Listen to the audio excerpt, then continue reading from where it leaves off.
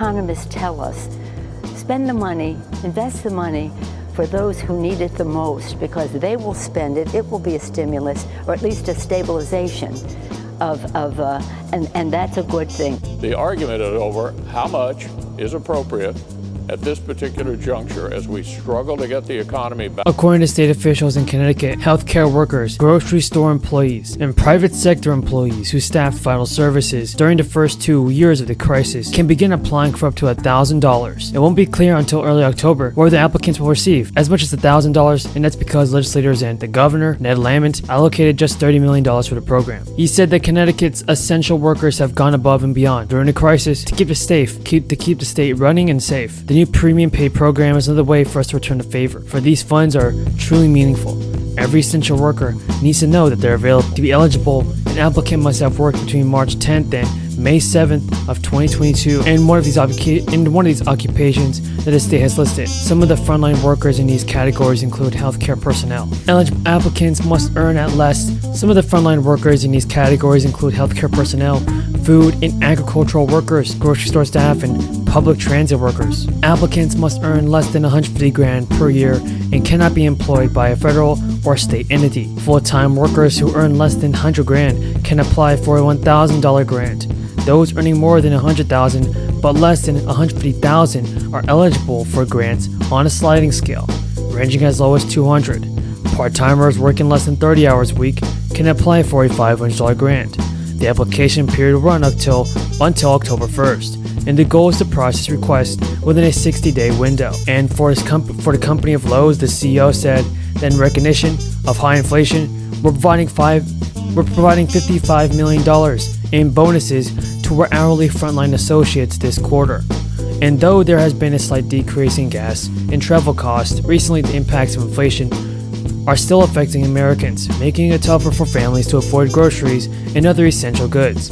Microsoft, ExxonMobil, Walmart, USA have also offered bonuses, pay raises, and even gift cards to employees. But still, many of the nation's employers are still not paying their workers a living wage.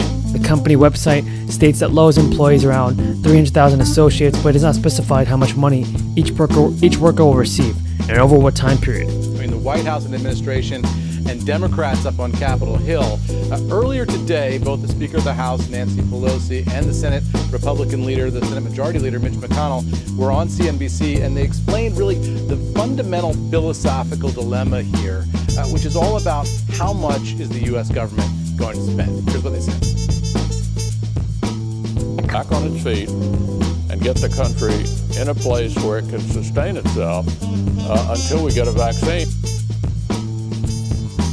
Now, Melissa, lawmakers had talked about an idea of having a deal by Friday morning. It looks like there's not a whole lot of time to pull something that big together by that timeline. But one of the questions about this meeting on Capitol Hill that's going on now is, can they at least agree to that price tag? Can they come up with a figure?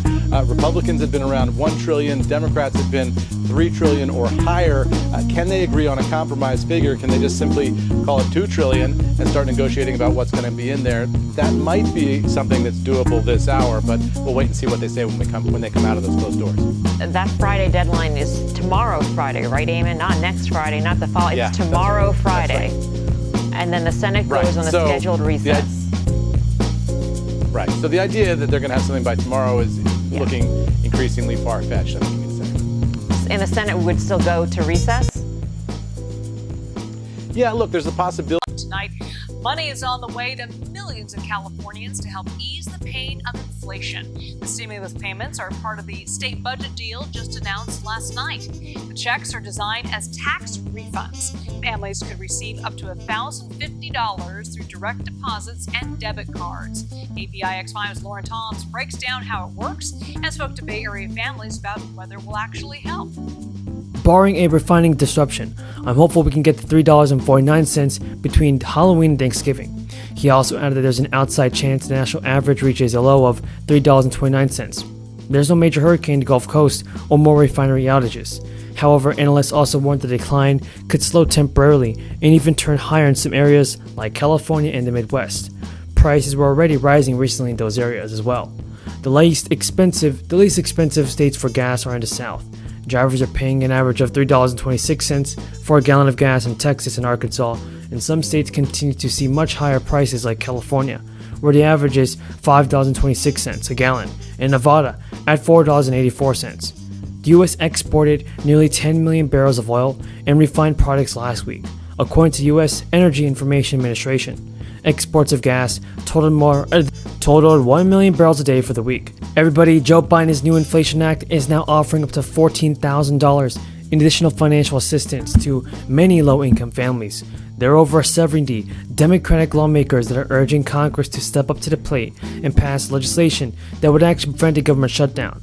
Joe Biden's Inflation Reduction Act on climate change is helping many Americans reduce their carbon footprint.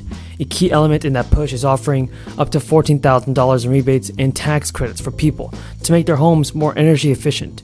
Those benefits can be used to lower the cost of home upgrades, ranging from installing heat pumps to buying new electric purchases, and like stoves and dryers. About 40% of carbon emissions stems from buildings, and so these incentives can actually help the U.S. achieve its goal of lowering fossil fuel emissions. According to experts, this gives people some very concrete and generous incentives to do that, both in the form of tax credits and direct cash rebates. CBS News has said that it is the biggest federal investment in buildings ever, at least one that is specified for climate change. There are two separate rebate programs. The Homes Rebate Program provides more than $4 billion in states to help residents make their entire home more energy efficient, and the program provides rebate based on the energy savings they upgrade their home in. And now, for instance, homeowners that make changes that cut their energy usage by at least 35% can get up to $4,000 in rebates. That amount is doubled for low and middle income households who can get $8,000 in rebates. High Efficiency Electric Home Rebate Act provides rebate for low and middle income families to electrify their home, like installing heat pumps or electric clothes dryers. The per household rebate is capped at $14,000, and households cannot receive two rebates for the same upgrade. The Homes Rebate Program would cover upgrades from solar panels to new windows that help your home become more energy efficient. The other program designates rebates for specific appliances and purchases and other upgrades. One of the consumers and one of the most appealing rebates is a provision that is offering up to $8,000 for heat pumps, and this provides air and conditioning as heating. Thank you, Mr. Chairman. So in March, the SEC proposed a climate risk disclosure rule that takes a big step toward increasing the efficiency of the economy and of financial markets by requiring companies to inform investors about the climate-related risks that affect their businesses. Now, as part of this rule, the SEC proposes that companies disclose their greenhouse gas emissions, and a company's emissions are classified into three different categories called scopes. So, Chair Gensler, just so we can set a baseline here, let's run through an example. Let's say I'm Exxon.